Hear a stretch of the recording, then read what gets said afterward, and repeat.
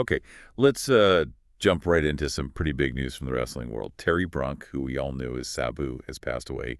Reports say he was 60 or maybe 61, and it's really sudden, just weeks after his retirement match. That was April 18th, out in Vegas for Game Changer Wrestling. It sounded pretty intense, a no-rope barbed wire match against Joey Janela, and he actually won it. Wow. Yeah, it's always quite shocking when someone known for being so physical, so intense in their career passes. Especially like you said, so soon after hanging up the boots, it really makes you think, doesn't it, about Yeah. the dedication, but also the physical price they pay. Absolutely. And for anyone listening who maybe isn't familiar, Sabu was, well, a real game changer in wrestling, especially in the 90s. His whole thing was this hardcore style, involving some, truly unbelievable, death-defying stunts. Stuff you just didn't see. This wasn't your standard match. Not at all. Even WWE, the biggest name out there, put out a statement about his passing and his impact. That says a lot. So our deep dive today is really about digging into what made Sabu so important, how his unique style changed pro wrestling. We're basing this on the sources we have, mainly that WWE info and reports around his career. Okay, yeah. So where did it all start? Like, where do we first see the seeds of this revolutionary style? Let's get into his beginnings. Right. Well, his wrestling roots go way back, actually. He started training in the 80s, and his trainer was his uncle, Ed Farhat. Wrestling fans will definitely know him, The Sheik. Hmm. The Sheik was huge, and he also owned his own promotion, Big Time Wrestling. Based out of Detroit, it ran shows all through the Midwest for like over 10 years, up until 1980. So, yeah, you could definitely say wrestling was kind of in his blood from the get-go. That connection to the Sheik, that's more than just a trivia point, isn't it? Gives you some real context. The Sheik had this really distinct, very intense character. How much of that, that sort of foundational intensity, maybe more the theatrical side, do you reckon influenced young Sabu, even though their styles ended up being so different later on? Yeah, that's a really good question. The Sheik was known for his character, sure, Yeah. and using objects, but Sabu just took the actual physicality to a whole different dimension. But maybe that basic idea, creating a spectacle, grabbing the audience with something totally out there, maybe that was planted early on.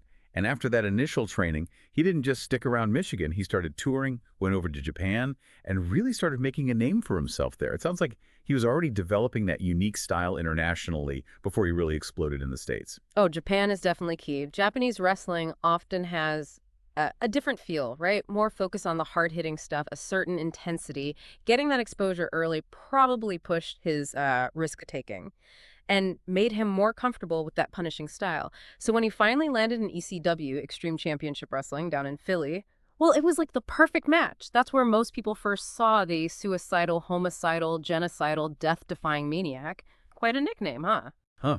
It definitely got your attention. And it wasn't just talk, It really did capture the chaos he brought. ECW, they were deliberately pushing wrestling's limits, right? Yeah. Offering something different from the big guys. Yeah. And Sabu was right there, like on the cutting edge of it. What's really interesting is how his willingness to just put his body through hell over and over again, how that clicked with the fans. They're obviously hungry for something raw, something unpredictable. Exactly. ECW's whole hardcore thing was, in a way, a reaction against what some fans felt was, the too clean, too predictable stuff in WWF and WCW then. Sabu with those crazy high-flying moves and just, like, zero self-preservation sometimes. He became the face of that rebellion. But beyond just, breaking tables and using chairs, how did his actual wrestling style, those high-risk moves, using his body as a weapon, how did that change how people thought about wrestling matches? Are there specific things he did that you still see wrestlers doing now? Oh, absolutely. You definitely see bits of that high-flying, anything goes style in promotions today. Maybe not always quite as extreme as Sabu took it, but the idea of taking big risks, going beyond the standard moves, a lot of that traces back to what he was doing in ECW. And yeah, it wasn't just the flashy stuff. The sources are clear. He pioneered the routine use of things like barbed wire, steel chair, tables. It wasn't just a one-off shock. It was part of his whole deal, and ECW's deal too.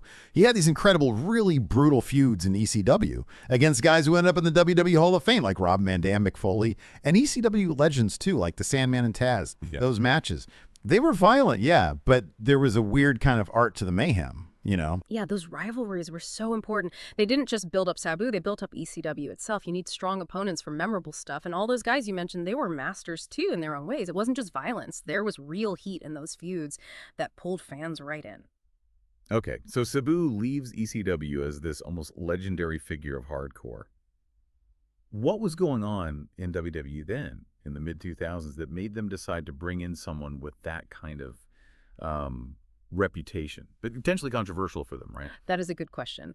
By the time WWE bought ECW in 2003 and then brought it back as its own brand in 2006, Yeah. well, the wrestling world had changed again. There was definitely some nostalgia for the original ECW, you know? And bringing in someone like Sabu was a way to hook those hardcore fans, but also show him to a much bigger audience. So he had that run with WWE, 2006, 2007. It was a totally different vibe from those small, wild ECW shows, obviously. But he still had some pretty big moments there. He certainly did. And probably the biggest was WrestleMania 23, right? In Detroit, Ford Field. Yeah. Huge crowd. He teamed up with other ECW guys, Sandman, Tommy Dreamer, Rob Van Dam, and they actually got the win. What do you think that meant? For a guy who made his name way outside the mainstream, to be on the biggest stage possible, and in his home state, too. Yeah, it must have been pretty surreal. It took his style, his whole persona, to an audience that maybe only knew the ECW legends by name. It was almost like validating that hardcore style on the industry's main stage. And it wasn't just that tag match. He had some big singles matches in WWE, too. Challenged Rey Mysterio for the World Heavyweight title, John Cena for the WWE title. So that shows WWE knew he had star power, right? That unique appeal, even if maybe his style had to be tweaked a bit for their audience. Those title shots definitely show they saw value there in his character and the reaction he got. It does make you wonder, though, how much of that original wild ECW style they could really show in their more structured system. And then that brings us back to the news now, his passing, coming so close to that last match against Joey Janela, April 18th, 2025 in Vegas. The fact that his retirement match was the same weekend as WrestleMania 41. It almost feels symbolic, doesn't it? Like closing the book on a whole era of wrestling.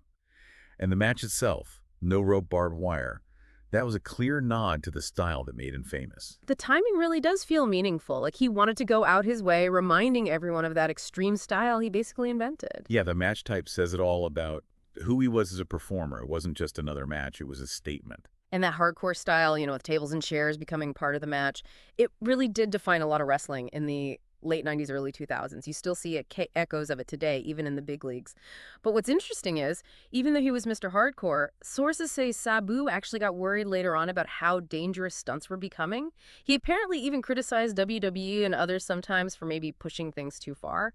That's fascinating, isn't it? The guy who built his whole career on pushing limits, later saying maybe the limits were going too far out. It kind of suggests he really understood the risks, maybe recognized that sometimes innovation could just become, well, needless danger. Makes you wonder if his view changed as he felt the long-term effects of that style himself. It really does make you think about the physical toll, yeah. And WWE's statement, when acknowledging his death, they specifically called him a pioneer of hardcore in ECW. And importantly, they mentioned his link to the Sheik, the Hall of Famer. They sent condolences to his family, friends, fans, and noted he kept wrestling all over the world after he left WWE in 2007.